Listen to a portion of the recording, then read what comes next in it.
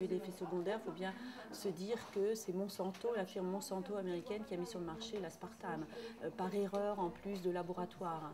Or la plante entière, totem de plante, consommée depuis des millénaires par des humains qui ont l'air de nous ressembler dans le monde entier, on va se dire qu'a priori les preuves sont faites depuis des millénaires et ensuite les travaux bibliographiques qui datent de 350 ans pour prouver son innocuité. Donc s'il y a des chercheurs aujourd'hui qui ont donné à un rat femelle enceinte 50 doses de Stevia, c'est leur problématique. Pourquoi en fait ils déposent des brevets? Parce qu'en fait ils en deviennent propriétaires. Quand une firme dépose un brevet, elle est propriétaire. Donc Coca-Cola est propriétaire d'une formulation extraite de la plante Stevia. Et il a déposé 21 brevets et de ce fait, c'est cette substance rébodioside A98 qui a fait l'objet d'un décret au journal officiel le 9 septembre 2009.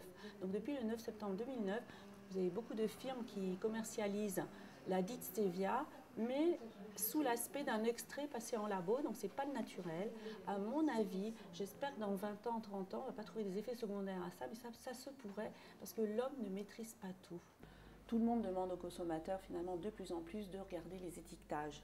Dans l'étiquetage, on va trouver la rébodioside A98, plus des extraits de je ne sais pas quoi, des noms barbares scientifiques, chimiques, etc. Et là, on va se rendre compte que finalement, il va y avoir peut-être que 10% de rébodioside ou que 2% ou 5%.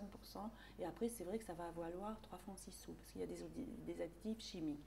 Donc, on va trouver de la stevia, enfin, ces mêmes boîtes que nous vendons 5 euros, je crois, ou 10 euros pour la poudre, 6 euros ici. 5,95 € pour la petite boîte, 9,50 € ici. On va en trouver à 2 € dans la grande distribution, en grande surface. Mais ce n'est pas la même composition, même si ça portera le même nom.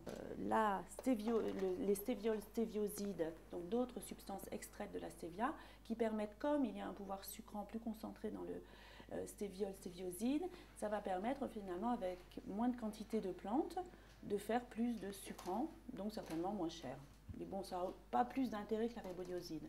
C'est toujours des substances extraites de la plante. Et par contre, l'intérêt futur, ce sera de mettre sur le marché cette stevia en plante entière, telle qu'elle a été consommée depuis la nuit des temps par tous les humains.